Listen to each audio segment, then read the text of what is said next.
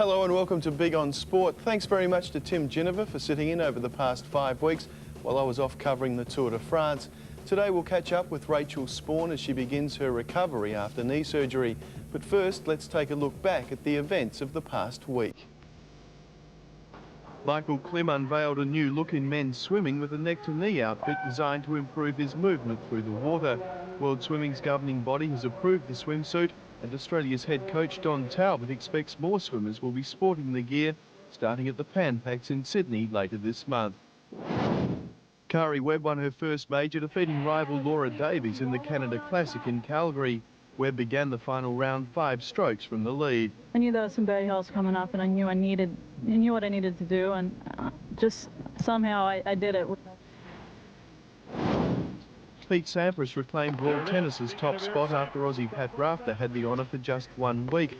Sampras beat Andre Agassi in the final of the Los Angeles Open. I don't believe this point, that point. In the German Grand Prix, Mika Hakkinen had a blowout and spun out of control and out of contention. Ferrari's Eddie Irvine took out his second consecutive Formula One win and now has an 8-point lead over Hakkinen in the Drivers' Championship. Eddie Irvine wins in Germany. The National Rugby League is dealing with another major controversy. The Canberra Raiders' Brandon Pearson has admitted taking the drug ecstasy during a rowdy night on the town with teammate Ben Kennedy. South Australia's Parliament will legislate to make proprietary racing legal in this state.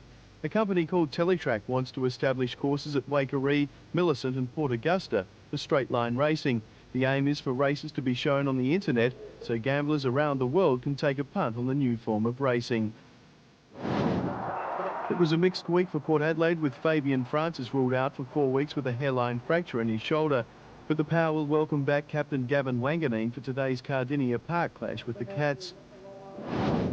American football arrived in Australia in the form of glitz, glamour and an entourage of 1,200 people. Apart from all the cheerleaders, there are 90 players on each side. The Denver Broncos and San Diego Chargers will battle it out in a pre-season game at Sydney's Stadium Australia tomorrow.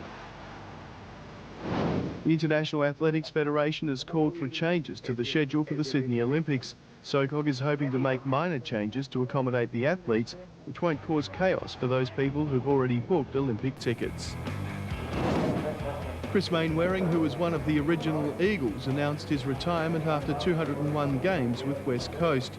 Chris Mainwaring's mind and will continue to play football day in and day out. Unfortunately, the old body just won't go with it. Competitors as old as 90 were running and jumping for gold at the World Veteran Athletics Games in Britain, but it was a sex scandal that grabbed all the headlines. Australia was one of a number of countries which questioned the gender of an American grandmother. He's our friend, leave her. The protest questioning the gender of one female athlete has been dealt with through medical examination that approve her gender as being female. The protest is consequently rejected. And she proved she was of world standard when she set a new world record. At the serious end of athletics the following day, it was revealed Olympic champions Linford Christie and Javier Sotomayor had failed drug tests. Christie had returned a positive test for the steroid nandrolone. Cuba Sotomayor, who's the only man to jump over 8 foot, was found to have cocaine in his system. Both claim they are innocent. I'm just going to say I'm innocent, and it sounds like, you know, the same old gramophone record. Everyone's saying they're innocent, and, you know, but I am, and that's all I can really say. 3 weeks after heart surgery, Port's Nathan Eagleton was back in the power team and on his way to Geelong. From the operation, everything's gone superbly. No signs of anything, so the doctors and surgeons were really happy with the procedure. It went really well, and I've been training flat out for the last week and a half now, and we're getting a bit of a ball. It's on the track, and it's been fine. Last night, the Adelaide Ravens beat the Sydney Swifts to earn a berth in next week's grand final in the National Netball League. They'll play the Thunderbirds in an all-Adelaide grand final on Friday night. Let's start the overnight scoreboard with the result of the preliminary final. Baby's a bad, bad thing. Baby's a bad, bad thing. Baby's a bad, bad thing. You ever love someone so much you thought your little heart was gonna break in two? try with all your heart and soul to get your love back to you. You wanna hope so. You ever pray with all your heart and soul just to walk away? Yeah. Baby did a bad, bad thing. Baby did a bad, bad thing. 10 weeks ago, Australian basketball vice-captain Rachel Spawn joined us on the program. She was on top of the world. She was about to lead her country for the first time before heading off to Detroit for her second season in the United States National League. It was there that the 31-year-old's world came crashing down. This week she underwent 3 hours of surgery to reconstruct her right knee and had bone transplanted from her hip to her femur, which was crushed by the impact. I caught up with Rachel yesterday after she returned to Adelaide to begin a 6-month recovery program. I was having a fantastic time playing for Detroit this year. So I guess I'd found my place. I was playing well and we were winning. We were equal top in the East Conference, and it all came crashing down in one split second. And I guess I thought that I would lead a charmed life and not have any surgery like this, but it wasn't meant to be. And I guess I just consider myself lucky that the timing of this still allows me to get back for the Olympics. What actually happened in the incident?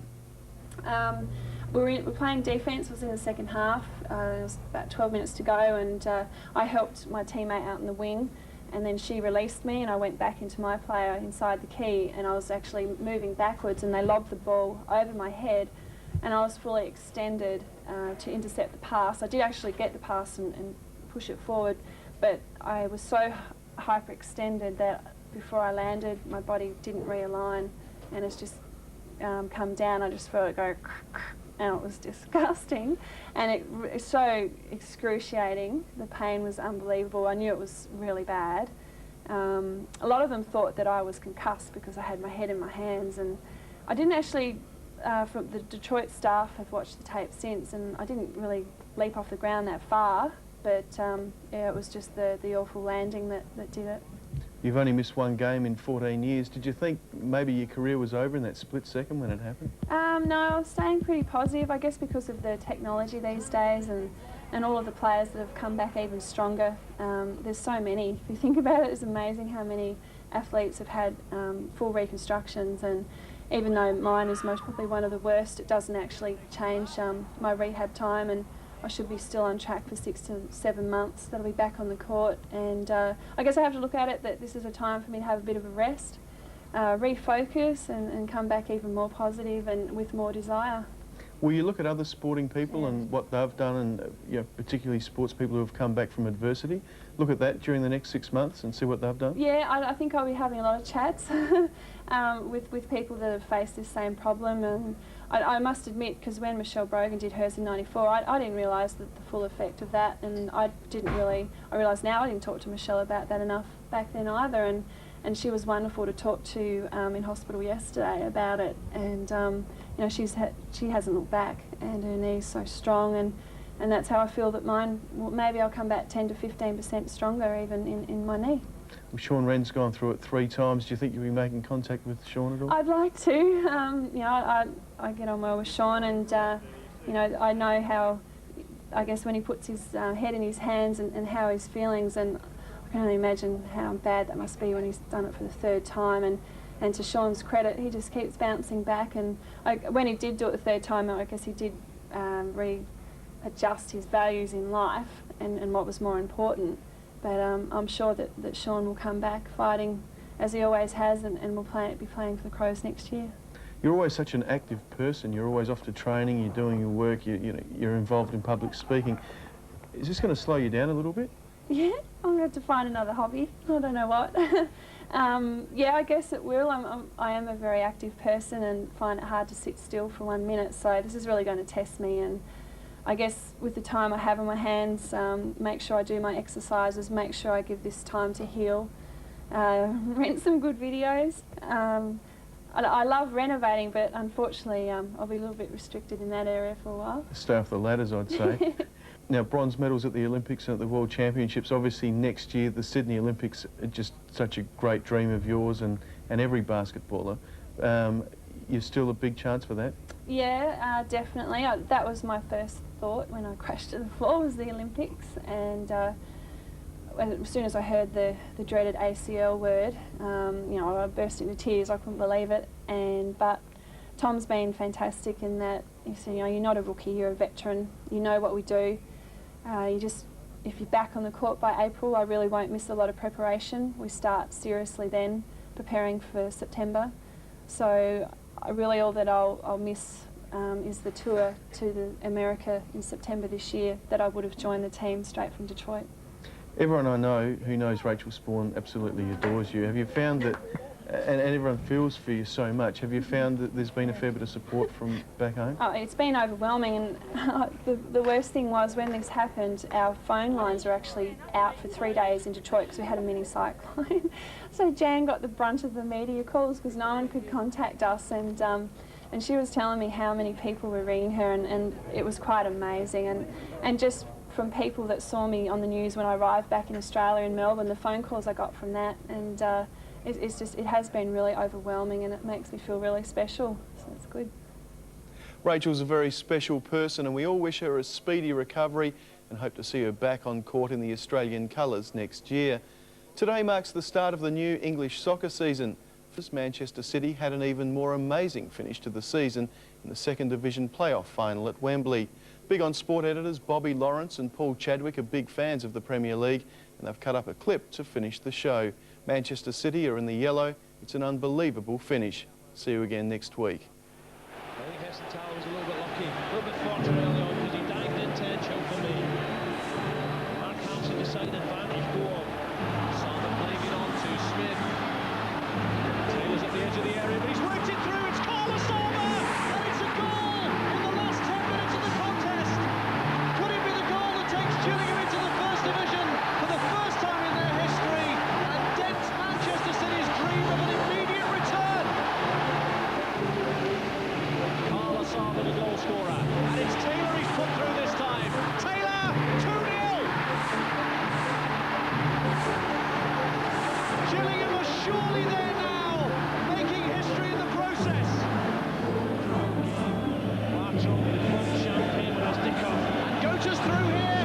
Great challenge, but the follow-up shot is in. And Manchester City have given themselves some late hope here through the goal from Horlock. Have to say, well, it's not over till the final whistle, and City here looking for an opening. It's Dickoff again.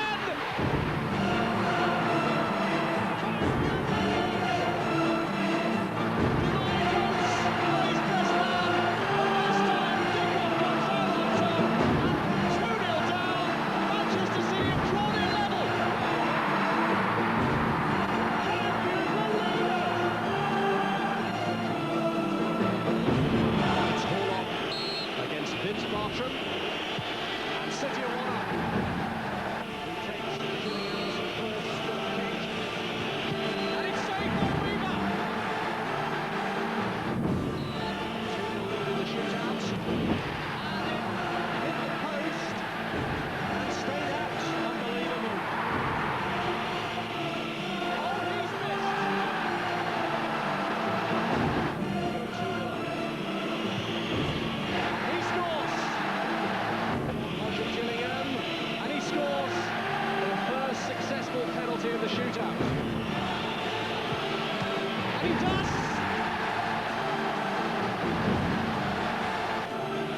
Butters misses this penalty. Manchester City will be in the first division next season. Gillingham will stay in Division 2. Oh, he has missed it! Manchester City are up! They did it the hard way with Ricky Weaver.